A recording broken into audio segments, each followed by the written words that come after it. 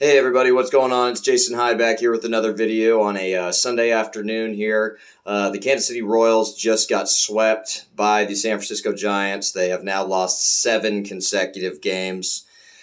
Wow. All right. Well, I'll be honest, I'm not that excited to talk about this video, but we're here. It's okay. The season's not over yet. There's still a few more games left. There are still 6 games remaining. I want to break this down a little bit with where I think the Royals are and what my thoughts are on this team. So it's no surprise right now that the Royals offense is struggling. I mean, they are bad. They're bad. There's just no two ways about it. Right now, the Royals have gone 18 innings without scoring a run. 18 consecutive innings. But Jason, there's 9 innings in a baseball game. Yes, that's right. You have that correct. That means that the Royals have gone 2 consecutive games without scoring a single run. And that also means that they only scored 1 run on Friday night against San Francisco. So that means that they had a 3-game series at home against a team that was under 500, and they scored 1 run the entire series. No surprise, if you only score 1 run in a series, you're going to lose all 3 of those games. Likely, most likely. It's not impossible, but you're not winning those games. The Royals pitching today was really great. Seth Lugo went out there. He gave 7 innings. He only gave up 2 runs.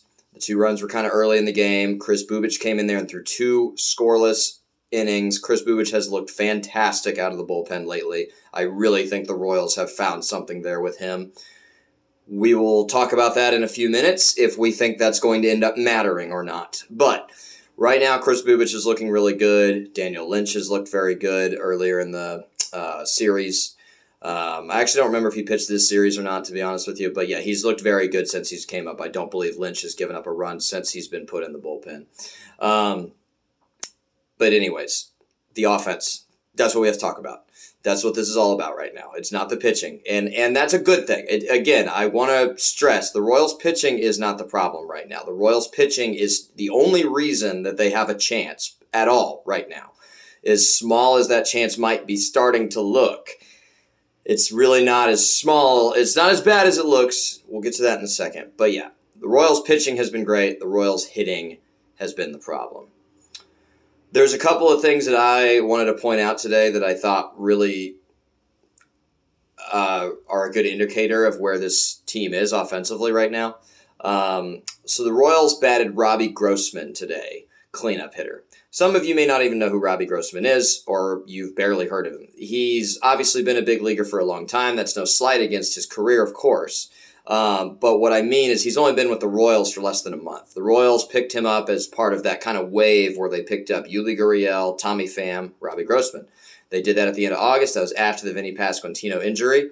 I was very happy with those moves. They were low. There was no downside, and they had moderate upside. I wouldn't say high upside, but moderate upside. Tommy Pham was a pretty good hitter for a little while there. Robbie Grossman actually did get on base today, I believe. I think he got hit by a pitch. Or no, he walked. I take that back. He walked earlier in the game. But back to Robbie Grossman specifically for just a second. You bat him 4th if you're Matt Quatraro in this game. You put him in the cleanup spot. And then in the 7th inning, when the game is close, you take him out of the game and you pinch hit for him? I don't understand that logic. That logic doesn't make any sense to me. If you think that he should be your cleanup hitter, which means that he will have the 4th highest odds of getting the most at-bats that day, right? Because if you lead off, the lineup's going to go to you the most times. Second, it's going to get to you the second most. Third most. Fourth most. If you think that that guy should not be hitting late in the game when the game is on the line, then you should not have put him in the cleanup spot. I just don't understand that logic at all. The Royals have done that several times this year, and I just don't get it. They pinch hit Michael Massey at some point. They pinch hit Adam Frazier in there at some point. You should not be pinch hitting for 3 guys in your lineup, in my opinion. Now, obviously, there's an entire other side of the equation, which is their defensive abilities, of course. And that's why a guy like Maikel Garcia is still getting starts, because he is such a good defender at third base. The Royals trust him defensively, and they should. His speed is also an excellent weapon. So when he does get on base, you really feel good about him as a base runner. But right now, the Royals' offense is just missing that. I don't even want to say that guy. They're missing those groups of players that you feel like 2 or 3 hitters in a row, okay, this is kind of a dangerous spot here. Because right now the Royals lineup with Tommy Pham hitting the way he is, it's Bobby Witt Jr. hitting second. They are still scared of him. It's Salvador Perez, and that's it. Those are the only players right now that the other team is afraid of. And they're not even that afraid of Salvador Perez because today they did not pitch to Bobby in the 8th inning when when they had 2 runners on with 2 outs. No, we're going to walk Bobby Witt and we're going to pitch to Salvador Perez. And I don't blame him. It was a smart decision. Salvador Perez has a much lower batting average than Bobby Witt, but Salvador Perez is your number 3 hitter. So the fact that the Royals don't have that number 3 hitter or that number 4 hitter right now that they can trust, not even trust that the other team can fear a little bit, is really, I think, one of the biggest reasons they're losing all these games because they can't score. But I really think the other reason is because Quatraro is making these questionable decisions, I think, with the lineup. This team needs to score runs right now. Yes, you want to still have a great defense. That's why I would continue to bat Isbel 9th and play him in center field because his defense in center field is elite. But I'm sitting Maikel Garcia for a day. I'm putting Paul DeJong there. I'm making sure Michael Massey is in at second base or at DH if he needs to be. Freddie Fermin has disappeared. I don't know where Freddie Fermin is right now. I don't believe he's injured or anything like that. I know he played in the game on Friday night. Freddie Fermin needs to be in there. We need his bat in there. We need it right now. The Royals are not scoring runs. So I just don't want to. There's nothing else to say. The Royals need to score some runs. They need to have that big. I don't even want to say that big game offensively. They need to have a big inning. Not even a big inning. They need to have a big at bat. That's what I'm saying. Right now, the Royals, when it comes to that one part, and all of you know what I'm talking about, that one at bat, you can describe it. You can feel it. This is the spot. They need a hit here. They need a sac fly here. They need a good bunt here. They need something, even a ground out. If it's not a double play and it scores, they need something right here. And they're not getting that. And they haven't gotten that in a long time. It feels like. The Royals haven't won a game in over a week at this point. It was 1 week ago today that they lost to the Pittsburgh Pirates. They barely they missed out on sweeping them, I should say. And since then, the Royals have not won a game. So let's get to the playoff standings a little bit, because this is why this is such a tough loss, and this is why this has been such a tough series. The Royals are now tied with the Detroit Tigers. That's right. The Detroit Tigers, a team that traded away players at the deadline, a team that you were 5 games ahead of if you're the Royals 1 week ago today, has now caught you. They are tied with you. Now, the Royals still have the tiebreaker against the Tigers. That's a good thing. That could end up being big. But right now, you have given away all of your flexibility if you're the Royals. You've given away all of your leeway. There is no more leeway. It's time to win at this point if you're the Royals, or else they're going to go home. Or else we're going to look back at this season, and we can talk about that at a different point. We definitely will. If the Royals don't make the playoffs, we'll talk about that. I don't know how this season will be viewed, but I don't think it's going to be overly positively. I think you go look at the crowds at the K these last 3 games. There were not a lot of fans there.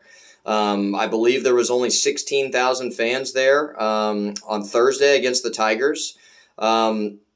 I don't blame the fans for that. I don't blame the Royals fans for that, because the Royals have not given us a reason as Royals fans to be these diehards that are going to go out there and support the team yet. They just haven't. They just lost their last 6 consecutive games at home in front of those fans. So if the Royals go on the road and they win their final 6 games, they're in the playoffs.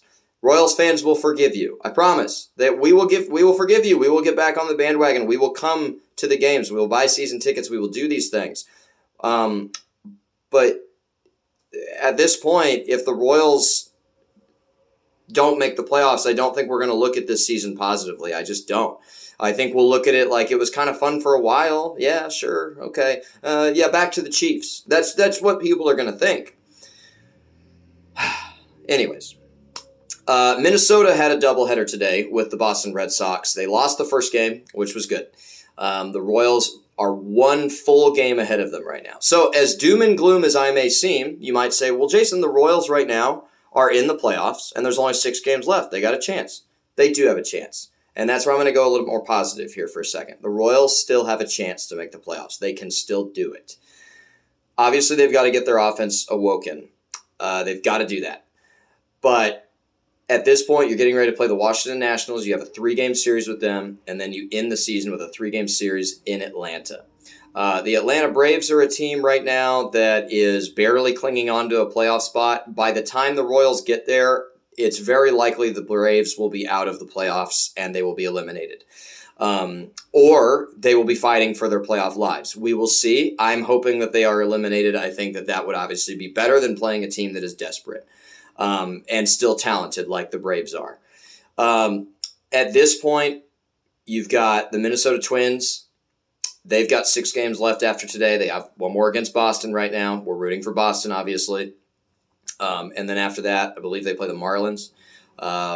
Minnesota's reeling, too, just like the Royals. So it's conceivable that the Royals could finish with a better record than Minnesota, but they do not have the tiebreaker with Minnesota, so that's what they're going to have to do. So they're going to have to finish with the same or better record than Detroit or a better record than Minnesota. I think it's possible that they can do that still. I really do. The Royals' pitching has still been very good. The Royals' offense needs to get going, and if they can get going, the Royals can still make the postseason this year. They can still do it, because right now that's the expectation.